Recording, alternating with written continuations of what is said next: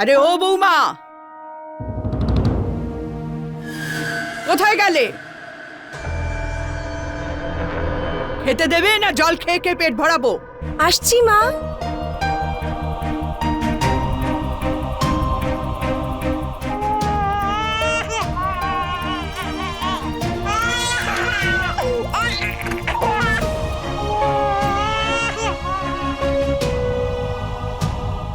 মাই নিন খাবার। কোথায় ছিলে? আসলে ওই পরীকে দুধ খাওয়াচ্ছিলাম। ওকে ছাড়া আর কারুর কথা মনে থাকে না নাকি? দাও।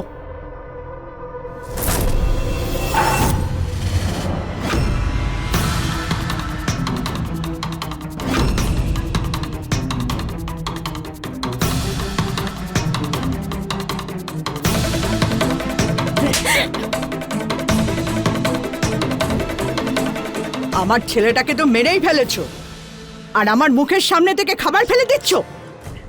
যাও আবার খাবার নিয়ে এসো।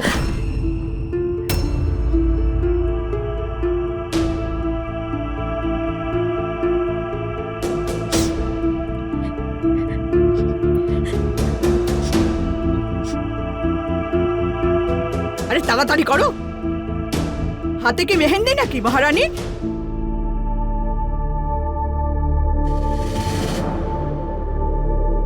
মা, বৌদিকে কেন এত বকছো তুমি? দাদার মৃত্যুটা অ্যাক্সিডেন্টের জন্য হয়েছিল, এতে বৌদির কি অপরাধ বলো তো? তুই আমাকে জ্ঞান দিতে আসিস না। স্ত্রীর যদি খারাপ কর্ম হয় তাহলে তার স্বামীর খুব তাড়াতাড়ি মৃত্যু হয়।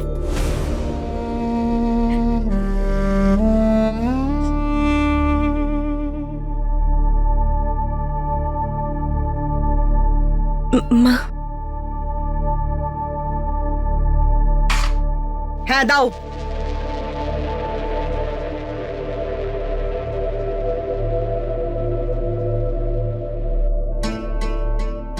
আচ্ছা, আমি একটু জল নিয়ে আসছি। আরে, পড়াশোনার কথা বললেই জল তেষ্টা পায় তোমার? আমি বলে দিচ্ছি। আরে, রান্নাঘরটা পাশেই আছে। আচ্ছা ঠিক আছে, যাও।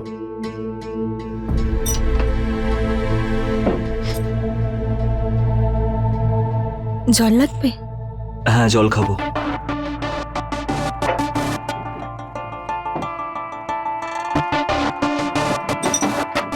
আরে, তুমি এত কেন সহ্য করছো?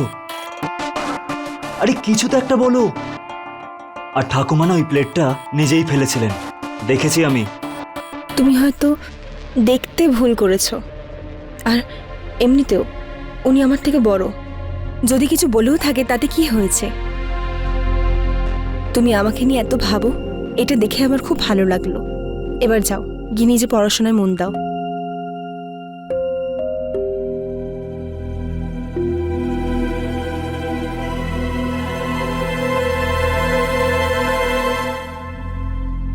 এই শোন, যাবার সময় আমাকে মন্দিরে দিয়ে আসবি। ঠিক আছে ঠাকুমা।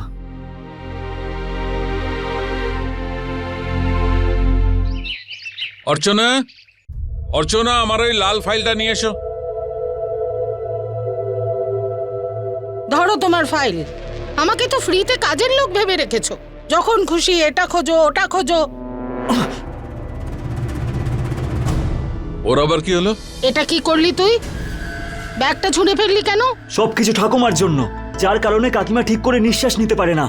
মা, তুমি বোঝাও না ঠাকুমাকে, যাতে কাকিমা কিভাবে বিরক্ত না করে। তোর ঠাকুমা যদি বোঝালে বুঝতো তাহলে আমি ওই বাড়িতে থাকতাম।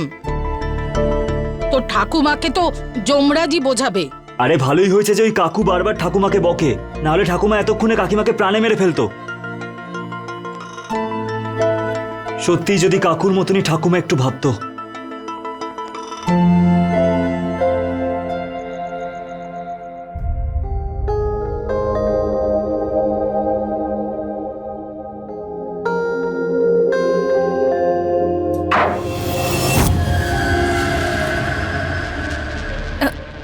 এ কি তুমি এই সময়? কিছু লাগবে? না, জাস্ট মায়ের হয়ে আমি ক্ষমা চাইতে এসেছি। না না, কোনো ব্যাপার না। তোমাকে ক্ষমা চাওয়ার কোনো দরকার নেই। এমনিতে উনি আমার থেকে বড়, উনি আমাকে বকতে পারেন। আমি ঠিক আছি। কিন্তু আমি তো ঠিক নেই, তাই না? মানে? মানে বলতে চাইছি যে দাদার চলে যাওয়ার পর থেকে তুমি তো একা হয়ে গেছো। আর তোমার এই একাকিত্ব আমি দেখতে পারি না। আর মায়ের টর্চারও তো দিন দিন বেড়ে যাচ্ছে। এর থেকে আমি তোমাকে বাঁচাতে পারি। যদি তুমি আমার হয়ে যাও তাহলে। এটা কি করছোটা কি তুমি ঠাকুরপো? সরে যাও তুমি।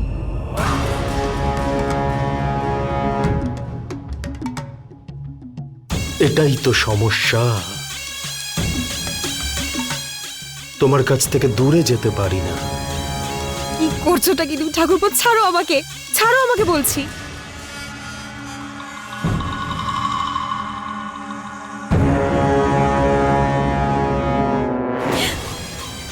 আরে শোনো না বৌদি, আরে আমার মধ্যে এমন কি খামতি আছে?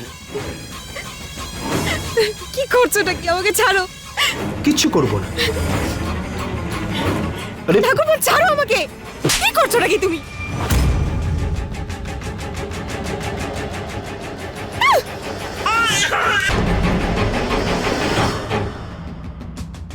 মা,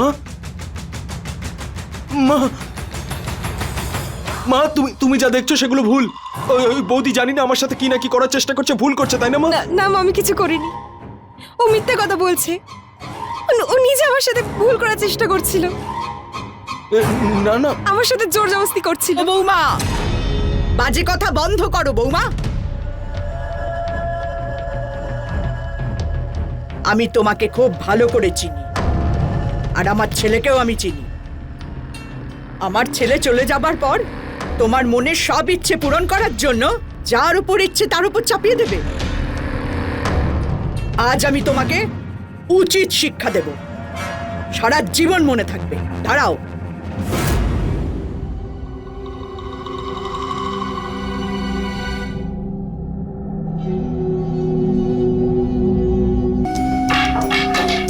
খবরদার, আজ থেকে তোমার রান্নাঘরে যাওয়া বন্ধ,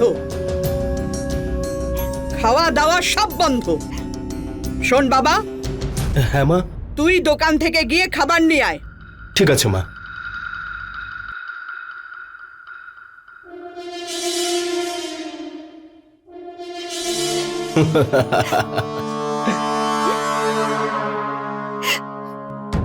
আমার মিষ্টি বৌদি, এই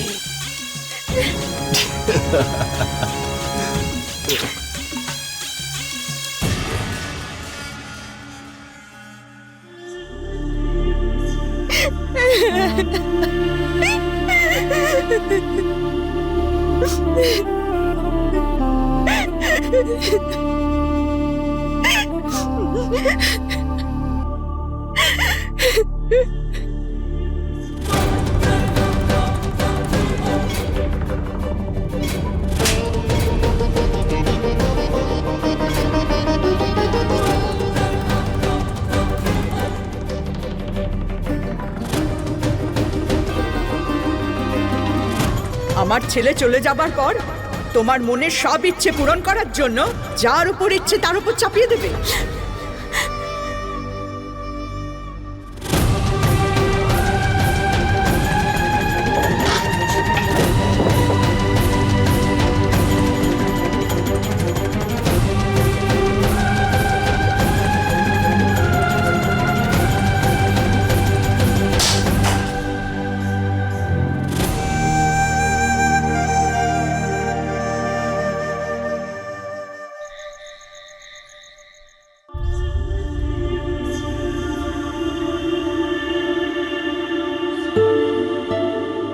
আরে তুমি?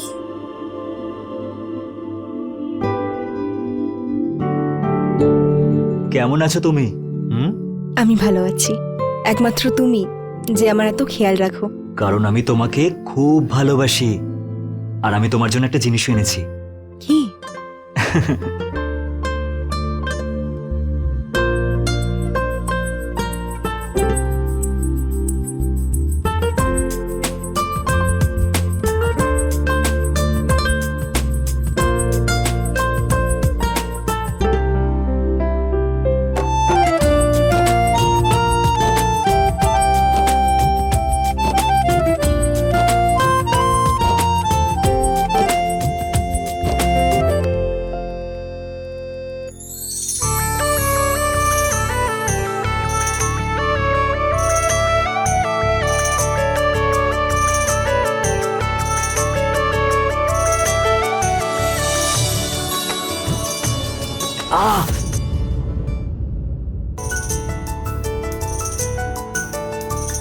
কাকিমার ব্যাপারে আমি এত কিছু ভাবছি বা কেন?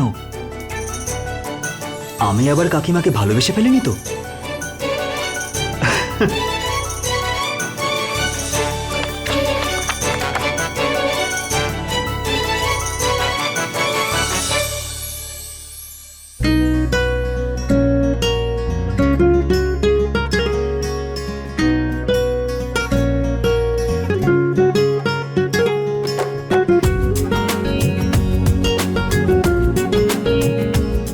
আচ্ছা, আমি যতটা তোমার ব্যাপারে ভাবছি,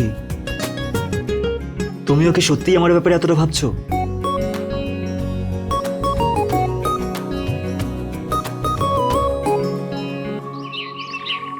চুপ করো বাবা, চুপ। আমি জানি মা তোমার খিদে পেয়েছে, কিন্তু আমি কি করতে পারি বলতে? আমি যে অসহায়।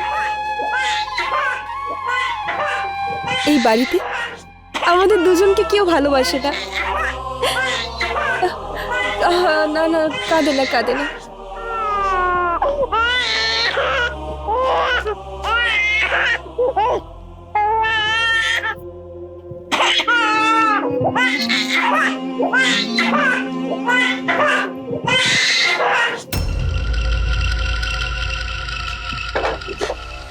এই যে বৌমা, কি করছো কি?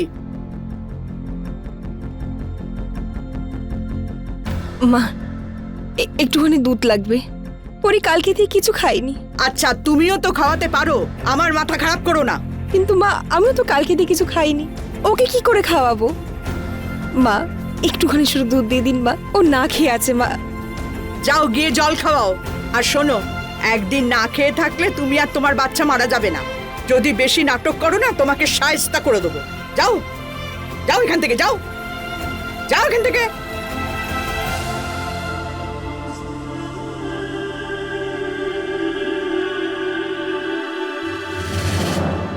নমস্কার, আমি গিরিশ জৈন। আপনাদের সবাইকে স্বাগত ক্রাইম অ্যালার্টের আজকের এই নতুন এপিসোডে। এরকম প্রায় দেখা গেছে যে স্বামীর মৃত্যুর পরে শ্বশুরবাড়ির লোকেরা সেই মেয়েটার জীবন দুর্বিষহ করে তোলে। কিন্তু এখন প্রশ্ন একটাই, একজন বিধবা মহিলার কি স্বাধীনভাবে বেঁচে থাকার কোনো অধিকার নেই? বিধবা হওয়া কি কোনো পাপের মধ্যে পড়ে? তাকে মারধর করা কি ন্যায়সঙ্গত? স্বামী রাজেন্দ্র মারা যাওয়ার পরে চন্দ্রার শাশুড়ি আর দেওর দুজনে তার সঙ্গে প্রতিদিনই অত্যাচার করত। চন্দ্রার সঙ্গে এরকম অমানবিক ব্যবহার প্রত্যেক দিনই ঘটত, আর সেইগুলো সহ্য করত একরকম বাধ্য হয়ে। কাকিমাকে এরকম অবস্থায় দেখে যুবক সত্যের মনে কাকিমার প্রতি সহানুভূতি জন্ম নেয়। আর এই সহানুভূতি কবে আকর্ষণে বদলে যায় সে বুঝতেই পারেনি। অপরাধ তার চক্রব্যূহ খুব পরিকল্পনা করে সাজাচ্ছিল। এরপর কি হলো আসুন দেখা যাক।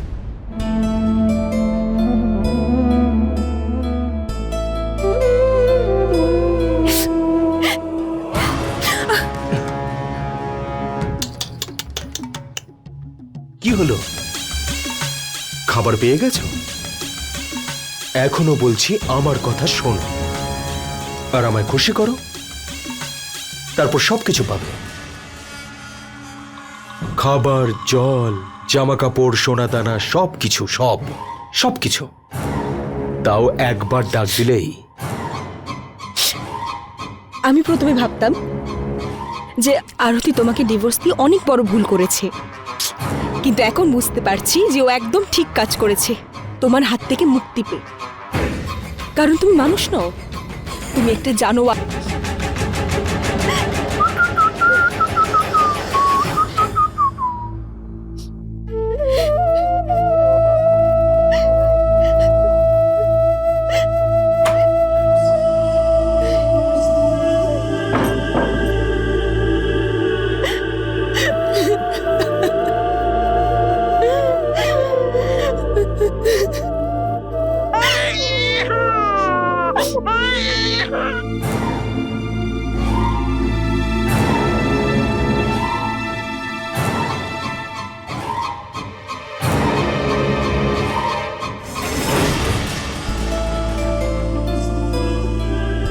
চুপ কর আমার সোনা, চুপ কর, চুপ করো মা।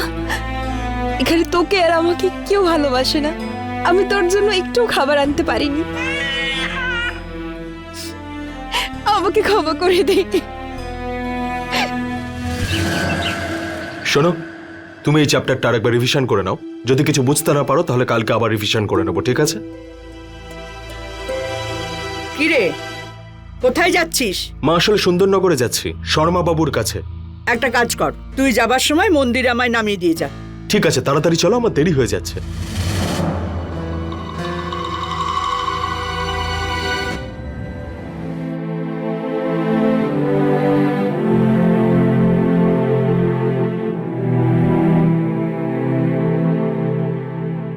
কাকিমা, এই নাও, এবার তুমি তাড়াতাড়ি নিজের হাতটা ধুয়ে নাও আর খাবারটা খেয়ে নাও।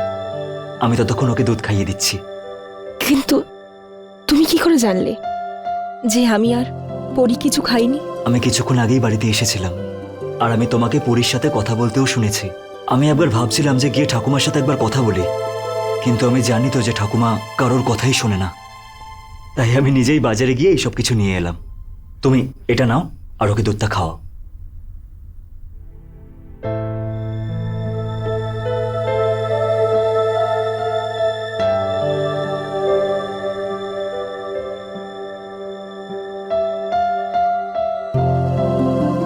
সত্যি যদি বাড়িতে সবাই তোমার মতো হতো,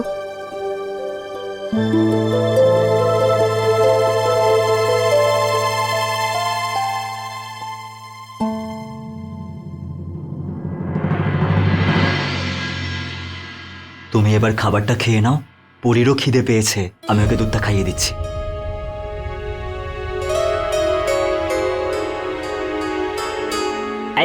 দুধটা খাবে না? এই নাও, না খাও।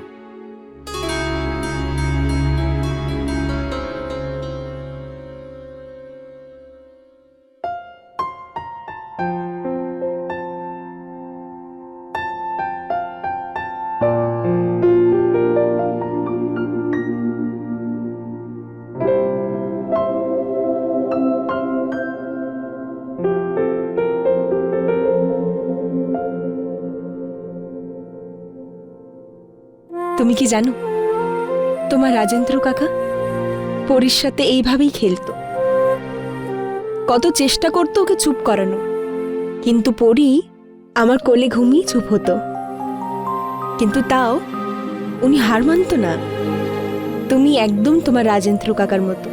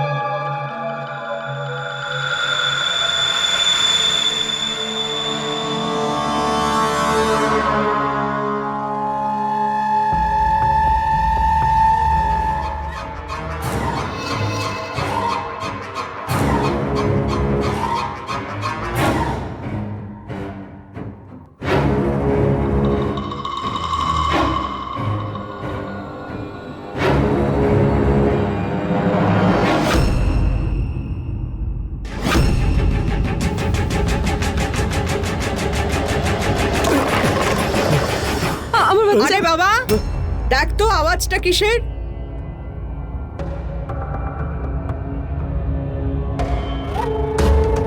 শিকারকে দৌড় করিয়ে করিয়ে মারার মজাই কিন্তু আলাদা।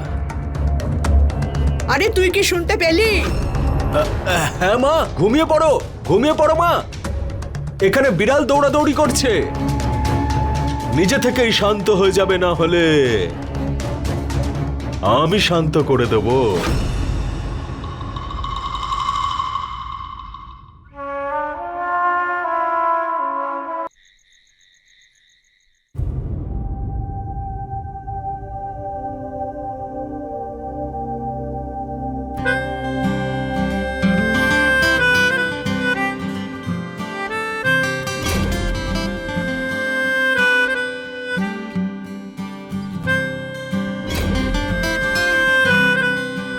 তুমি একদম তোমার রাজেন্দ্র কাকার মতো, খুব ভালো। জানি না কাকিমা, আমার এরকম কেন মনে হচ্ছে যে যতটা আমি তোমাকে ভালোবাসি, তুমিও আমাকে ঠিক ততটাই ভালোবাসো।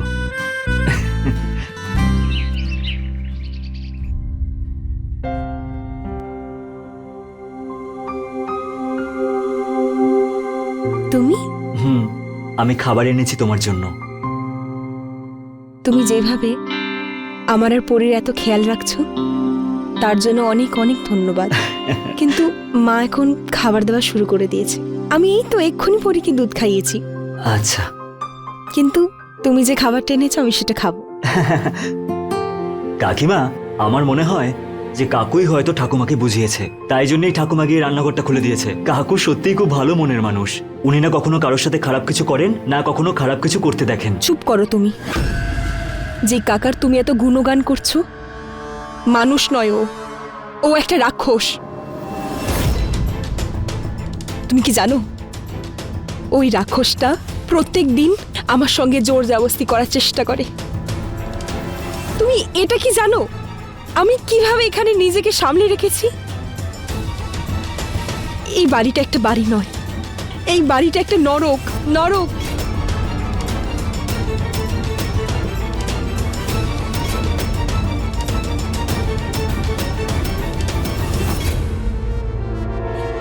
যেখানে আমাকে আমার নিজের ইচ্ছে ছাড়াও থাকতে হচ্ছে।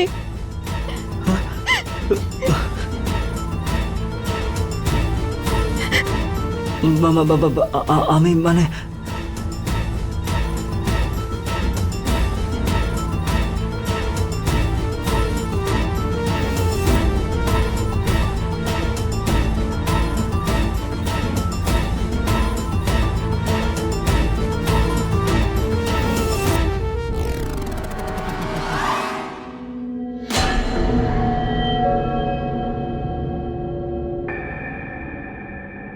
আরে এ কি, তুমি তাড়াতাড়ি চলে এসেছো? যাক, একদিক দিয়ে ভালোই করেছো।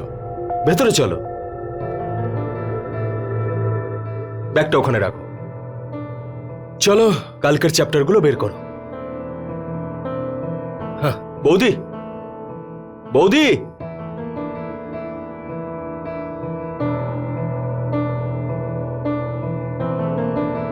এক গ্লাস জল খাও না আমায়। আচ্ছা।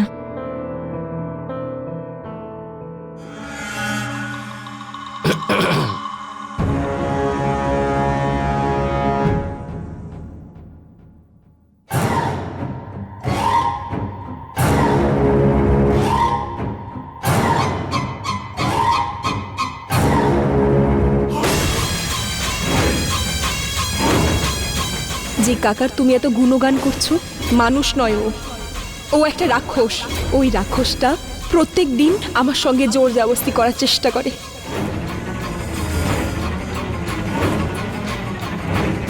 কাকা,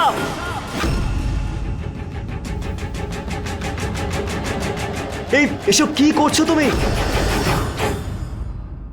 আমি তো ভেবেছিলাম শুধু ঠাকুমা ভুল, কিন্তু তুমি তো ওনার থেকে 10 গুণ এগিয়ে গেছো।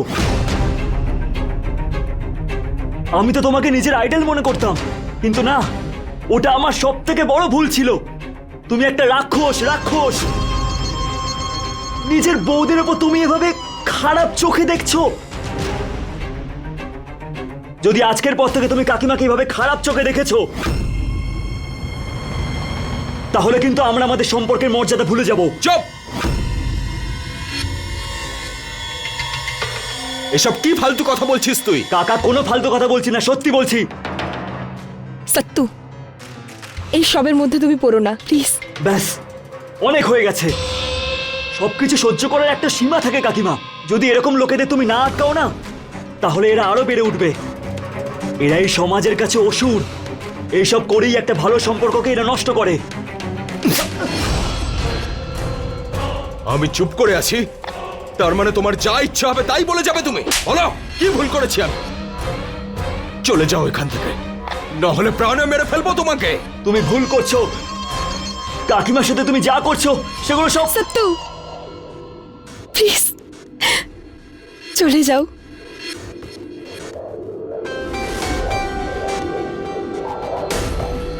প্লিজ।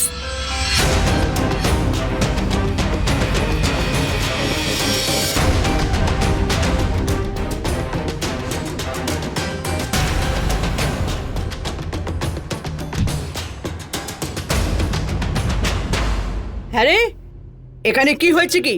কি আর বলবো মা, তোমার বৌমার কাণ্ড কারখানা। পরিষ্কার করে বল। কি হয়েছে? তুমি পরিষ্কার করে শুনতে চাও তো? বৌদি ভাইপোর মাথা খারাপ করেছে। বলে বৌদিকে নাকি আমি খারাপ চোখে দেখি। এভাবেই যদি চলতে থাকে তাহলে আমাদের নামে পাড়ায় খারাপ কিছু রটবে।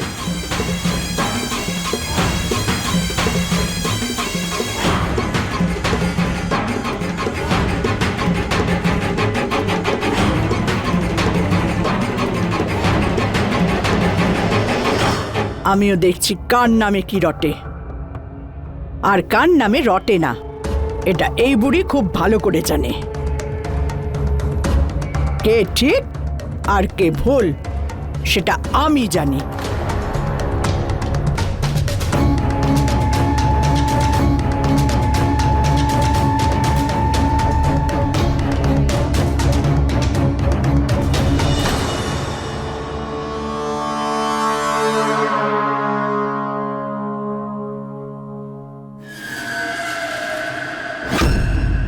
বাবা, যতদিন তোর মা আছে এই মেয়েটা তোর কিচ্ছু করতে পারবে না।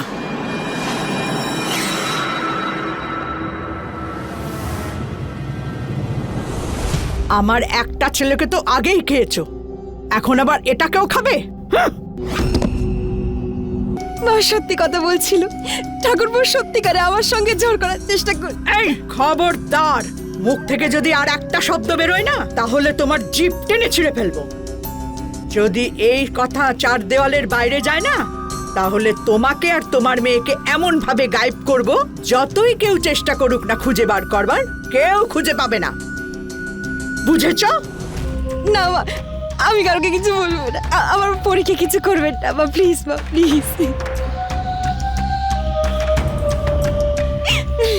চল চল ভিতরে চল, চল। চল।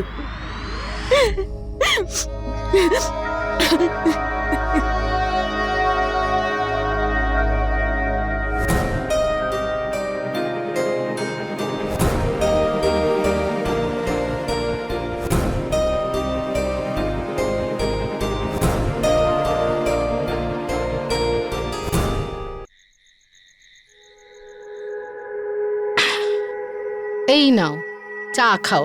বাবা, এবার আবার কি হলো? আবার তোর ঠাকুমা তোর কাকিমাকে কিছু বলেছে? মা, আমি এতদিন ধরে ভাবতাম যে ঠাকুমাই কাকিমাকে বিরক্ত করতো, কিন্তু না, ঠাকুমা আর কাকা দুজনে মিলে কাকিমাকে বিরক্ত করে। আর আজ যখন আমি ওদের মাঝখানে কিছু বললাম তখন কাকা আমার গায়ে হাত তুললো। সে কি? কি হয়েছিল পুরোটা খুলে বল। মা, ওই কাকা বারবার ধরে কাকিমাকে। এটা ওদের পারিবারিক ব্যাপার, ওরা নিজেরাই সামলে নেবে। আর ও তোর ছোট কাকা, তোর গায়ে যদি হাত তুলেই ফেলে তাতে খারাপ লাগার কি আছে? তুই অন্য জায়গায় টিউশন দেখ, আমি চাই না তুই বারবার ও বাড়িতে যাস। আরে বাবা, তুমি কি বলছো? চক করিস না, আমি যা বলেছি তাই কর। চলো অর্চনা।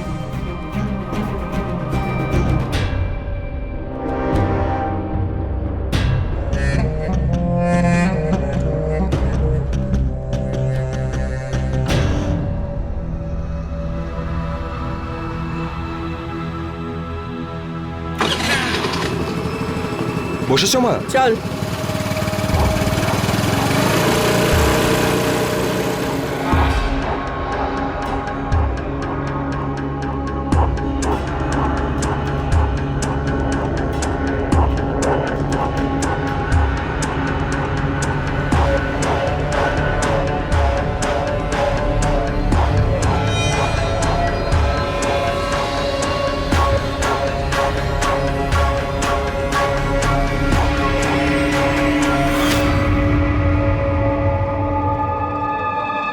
সত্যু, তুমি আবার এসেছো? যদি মা বা ঠাকুরপো তোমাকে দেখে নেয়? কাকা ঠাকুমাকে নিয়ে মন্দিরে গেছেন। তুমি কেমন আছো? আমি ঠিক নেই একদম। ওরা দুজনে আমাকে ধমকি দিচ্ছে যে আমাকে আর পরীকে উধাও করে দেবে। কাকিমা, তুমি এই বাড়িটা ছেড়ে কেন দিচ্ছ না? এই ঘর ছেড়ে আমি কোথায় যাব? আমার মা বাবাও তো মানা করে দিয়েছে আমাকে ওখানে আসতে।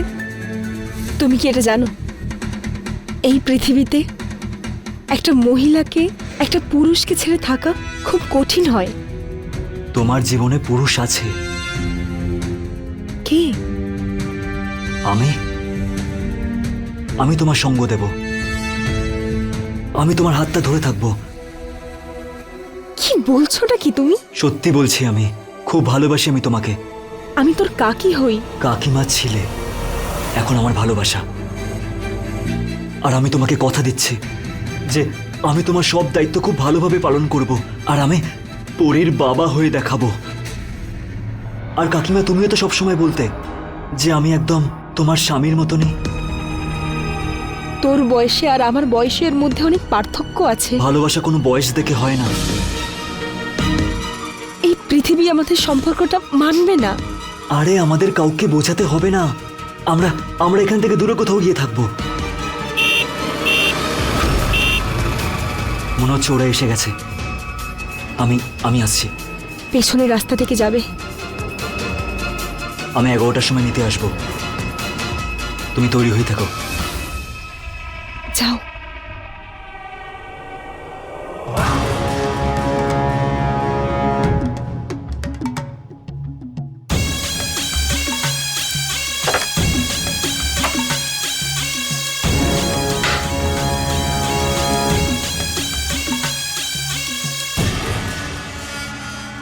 আরে না না না না না না, তুমি তো ভয় পাচ্ছ। না না, ভয় পাওয়ার কোনো প্রয়োজন নেই। আমি তোমাকে এখন কিচ্ছু করব না, কিন্তু হ্যাঁ, আজকে রাতে কিন্তু আমি সেই সব কিছু করব যা আমি করতে চাই। এটা কিন্তু ভুলে যেও না। আর আজকে রাতে তুমি কিন্তু 11টার সময় রেডি হয়ে থেকো। আমি আসবো, আর আমাদের দুজনের মাঝের সমস্ত লজ্জার পর্দা দূর করে দেব 11টার সময়। হ্যাঁ,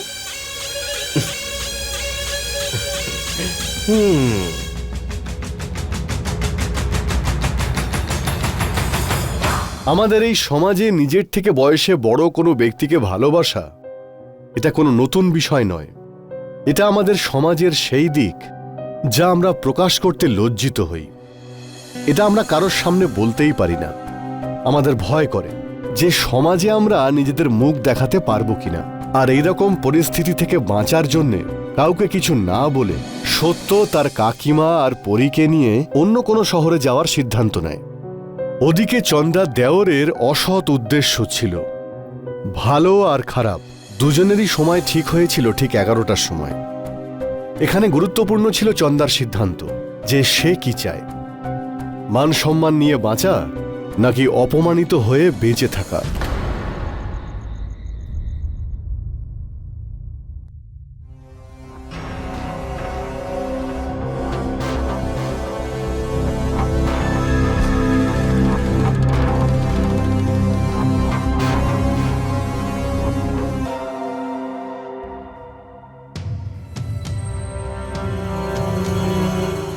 থ্যাঙ্ক গড, আমার আর কাকিমা বেনারসের টিকিটটা বুক হয়ে গেছে।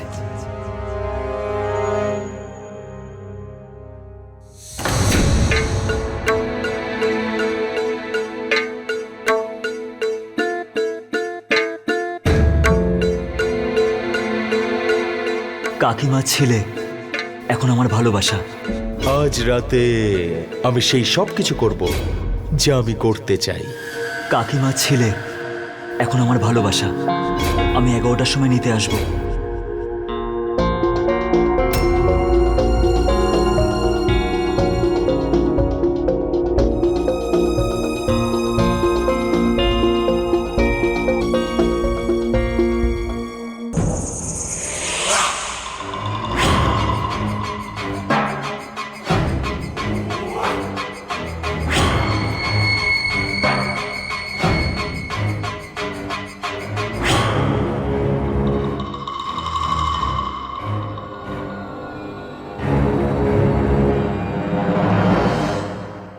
দাঁড়াও,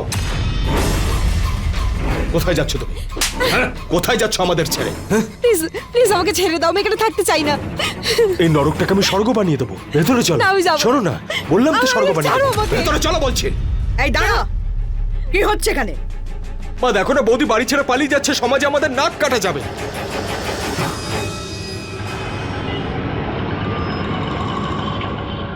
দাদা আপনি এখানেই দাঁড়ান, আমি 2 মিনিটে আসছি। এসব তুই কি বলছিস? আমি ছাড়বো না তোমাকে। দাঁড়াও, কাকিমার থেকে দূরে থাকো। তুমি আমার মায়ের গায়ে হাত কি করে দিলে? চলো কাকিমা। তুই ঠিক আছিস তো বাবা? ধরো ওদের। ওইদিকে গেছে। বসো কাকিমা। দাদা তাড়াতাড়ি চলুন।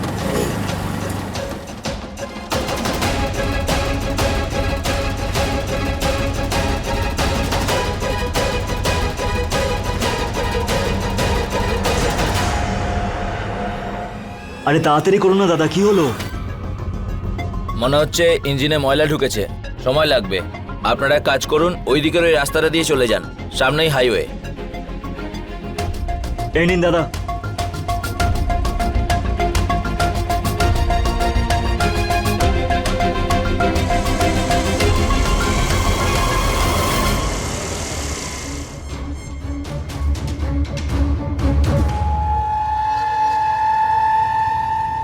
আরে ওরা কোথায় গেল? এইদিকে।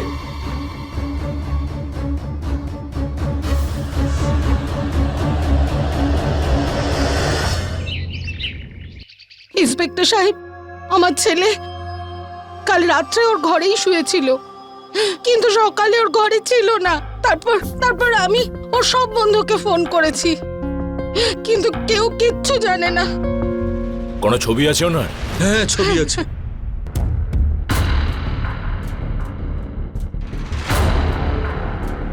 দুবে, হ্যাঁ স্যার। এই ছবিটাকে আশেপাশে থানায় সার্কুলেট করে দাও, যাতে আমরা ইনফরমেশন পেতে পারি। ঠিক আছে, তাড়াতাড়ি করো। স্যার, আজকে সকালে যে 3টে লাশ পাওয়া গেছে তাদের মধ্যে একটা ছেলে এরকমই লাগছে। একবার চেক করে নেওয়া যাক।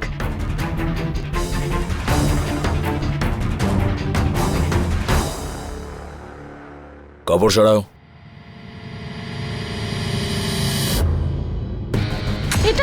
এটা তো চন্দ্রা।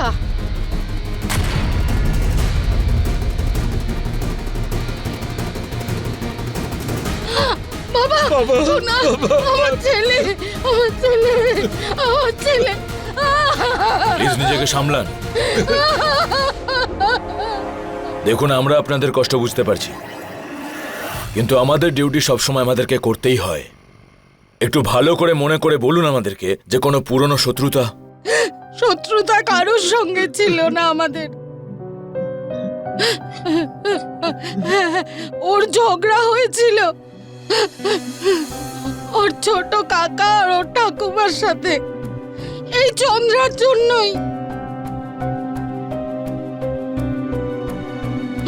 ওরাই মেরেছে আমার ছেলেকে। কি নাম ওর? রমেশ।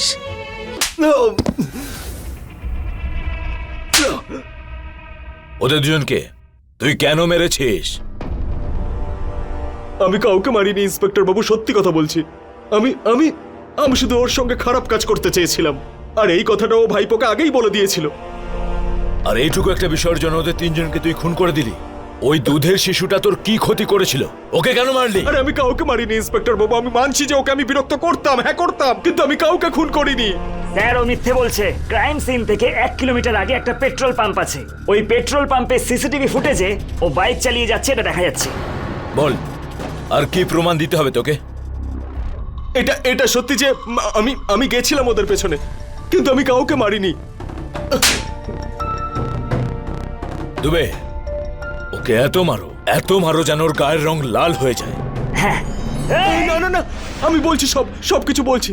আমি কাউকে মারিনি, কিন্তু আমি একটা কথা জানি যে খুনটা কে করেছে।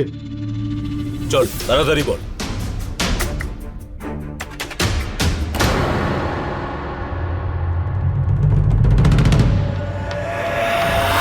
তাহলে রামলাল, শুরু থেকে পুরো ঘটনাটা বলো। কিছুদিন আগের ঘটনা। আমি অনেক রাত পর্যন্ত কাজ করছিলাম। আমি দেখলাম আমার ছেলের ঘরের মধ্যে আলো জ্বলছে। আমি আলো নেভানোর জন্য ঘরে গেলাম, দেখলাম ওর চাদরটা ঠিক ছিল না। যখন চাদরটা ঠিক করছিলাম তখন ওর হাতে ওর কাকিমার ছবি দেখলাম। সেটা দেখে আমার খুব রাগ হলো। একটা অজানা ভয় আমাকে পেয়ে বসলো। তারপরে আমি ওদের উপর নজর রাখতে শুরু করলাম, কিন্তু ওদিন দেখা করার সময় ওকে নিয়ে সত্যর সঙ্গে ওর কাকার ঝগড়া হয়। বলো কি ভুল কাজ করেছি আমি? আমার ছেলেকে আমি দূরে রাখতে চাইতাম, কারণ আমার মা আর ভাই দুজনেরই স্বভাব ভালো নয়।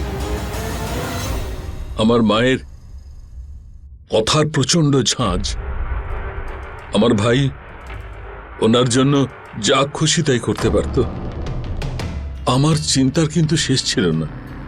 একদিন রাতে আমার মোবাইলে মেসেজ এলো, যেখানে লেখা ছিল 2টো টিকিট আমি মোবাইলে বুক করেছি কানপুর থেকে বেনারস যাবার।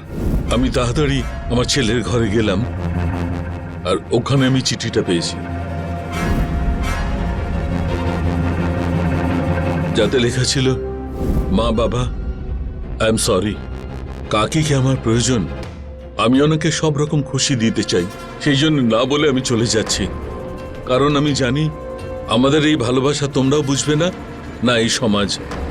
প্লিজ আমাদের খোঁজ করো না।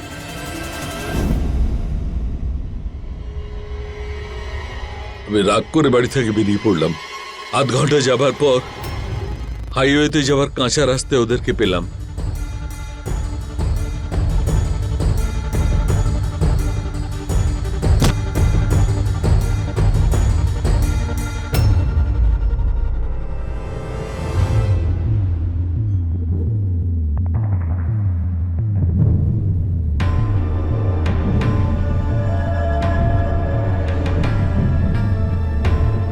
বাবা, তুমি আমার ছেলেকে কেড়ে নেবে? না না বাবা, এতে কাকিমার কোনো ভুল নেই। আমি সব বোঝাচ্ছি তোমাকে। তুই আমাকে বোঝাবি যে সম্পর্কের মানে বোঝে না? জল এখন মাথার উপর দিয়ে বইছে। তুমি যতদিন বেঁচে থাকবে এ কিছুতেই মানবে না।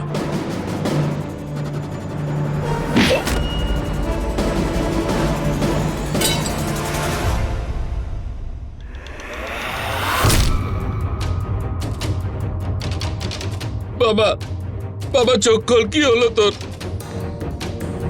কি হলো? বাবা, তোকে আমি ছাড়বো না।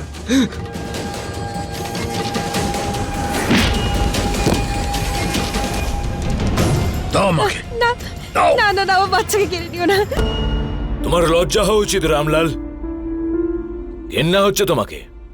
তুমি 3 জনকে মেরেছ। তোমার তো ফাঁসি হবে, ফাঁসি। আলোচনা করলেই সমস্ত সমস্যার সমাধান বেরিয়ে আসে, আর এটাই হলো সত্যি। আর প্রত্যেকেরই এই বিষয়ে একমত হওয়া উচিত। যদি সময় থাকতে রামলাল সত্যর সঙ্গে কথা বলতো, তার মানসিক পরিস্থিতি বুঝে চন্দার সঙ্গ দিত, তাহলে আজ চন্দা, তার মেয়ে আর সত্য 3 জনেই বেঁচে থাকত, আর এই অপরাধও কিন্তু হতো না। কিন্তু এখন রামলাল ফাঁসির জন্যে জেলে বসে অপেক্ষা করছে, আর চন্দাকে প্রতারিত করার অপরাধে চন্দার শাশুড়ি আর দেওর জেলের মধ্যে রয়েছে। বন্ধুরা, আমাদের উদ্দেশ্য হলো এই গল্পের মাধ্যমে আপনাদের প্রত্যেককে সাবধান করা, কারণ অপরাধ হওয়ার আগে যাতে আপনারা সাবধান হতে পারেন। এর সঙ্গে আমি গিরিশ জৈন ক্রাইম অ্যালার্টের এই এপিসোড থেকে বিদায় চেয়ে নিচ্ছি।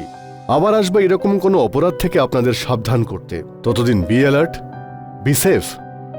ক্রাইম অ্যালার্ট, অন্যায়ের বিরুদ্ধে সোচ্চার।